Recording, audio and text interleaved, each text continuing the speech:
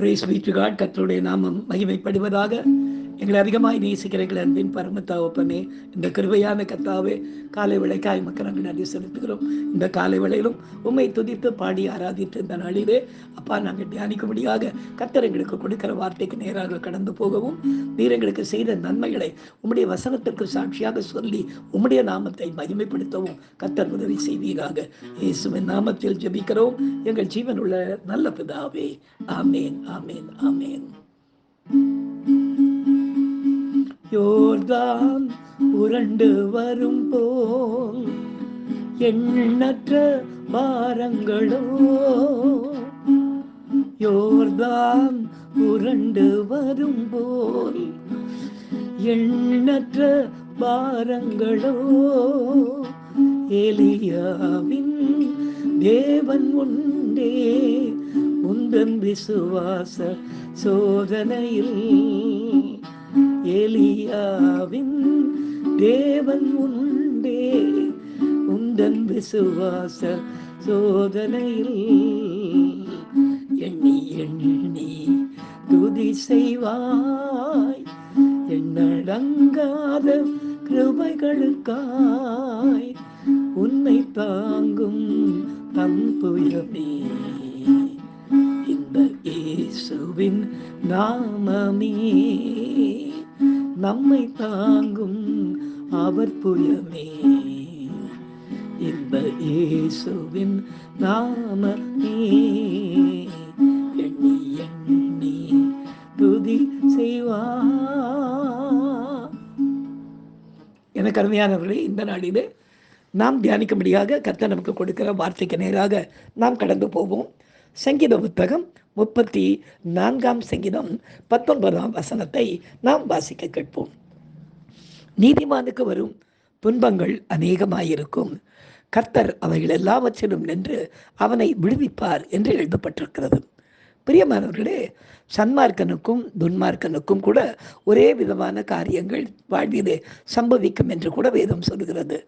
ஆனால் நீதிமானுக்கு வரும் துன்பங்கள் அநேகமாய் இருக்கும் என்று இன்றைய வசனத்திலே நாம் வாசிக்கிறோம்.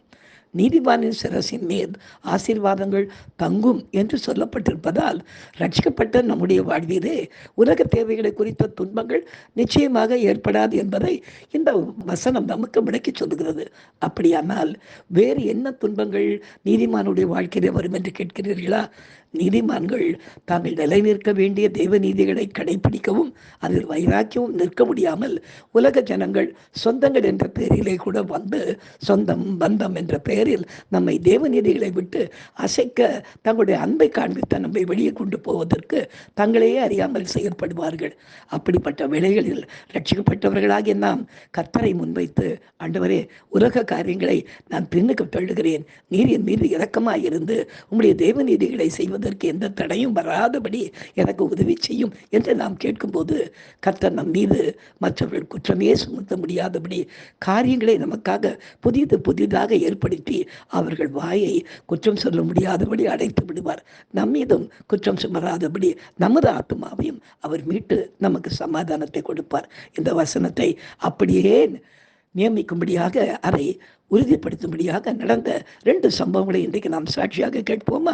கர்த்ததாமே இந்த சாட்சியின் மூலமாய் மகிமைப்படுவாராக.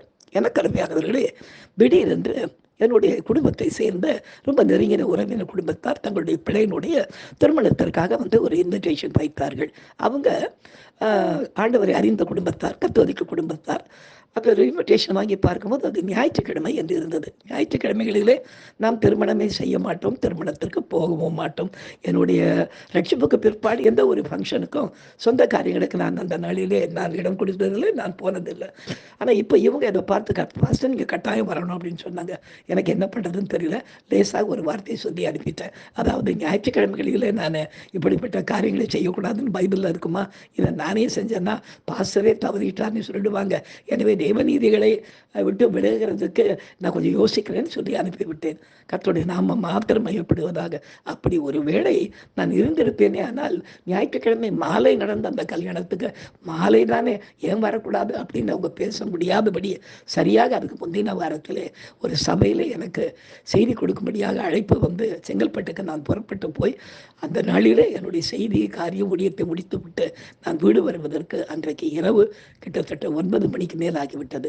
எந்த விதமான குற்றமும் என் மேல் சுமராதபடி கர்த்தர் என்னை காத்து கொண்டார்.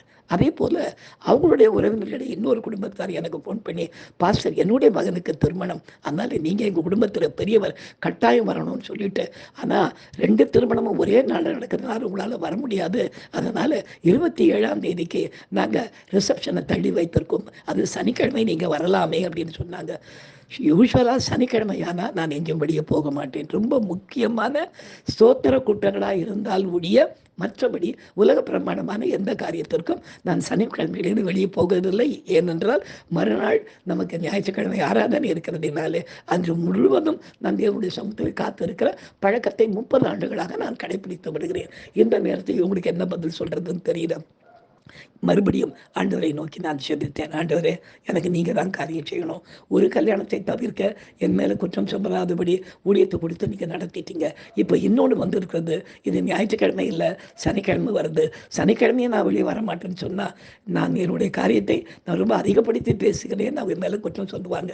ஏதாவது செய்யும் என்று கேட்டபோது கர்த்தருடைய பெரிதான கிருபையினாலே எங்கள் சபையை சேர்ந்த ஒரு தாயார் மரணமடைந்து அந்த 27ஆம் குறிப்பிட்ட தேதியில் அவங்களுக்கு காலையில் ஸ்தோத்திர கூட்டத்தை வச்சு அந்த நாளில் அந்த ஸ்தோத்திர கூட்டத்துக்கு நான் போய் செய்தி கொடுக்கும்படியான ஒரு நேரத்தை சந்தர்ப்பத்தை கர்த்தர் எனக்கு ஏற்படுத்தினதினாலே நான் நிம்மதியாக என்னுடைய ஊழியத்தை தொடர கர்த்தர் எனக்கு உதவி செய்தார். எனக்கு அருமையானவர்களே, நாம் எதற்கு முக்கியத்துவம் கொடுக்கிறோம் என்று ஊழியர்களாகிய நம்மை கர்த்தர் பார்த்து கொண்டிருக்கிறார்.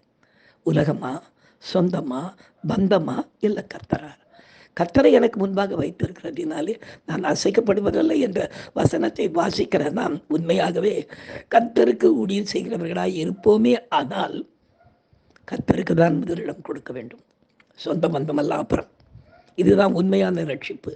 அப்படி பிரச்சனைகள் நமக்கு வரும்போதும் கூட கர்த்தர் நிச்சயமாய் அதிலிருந்து விடுவிப்பதற்கு அவரே முன்வந்து அவரே ஊழியங்களை திறந்து கொடுத்து நம்மை நடத்த அவர் போதுமானவராக இருக்கிறார்.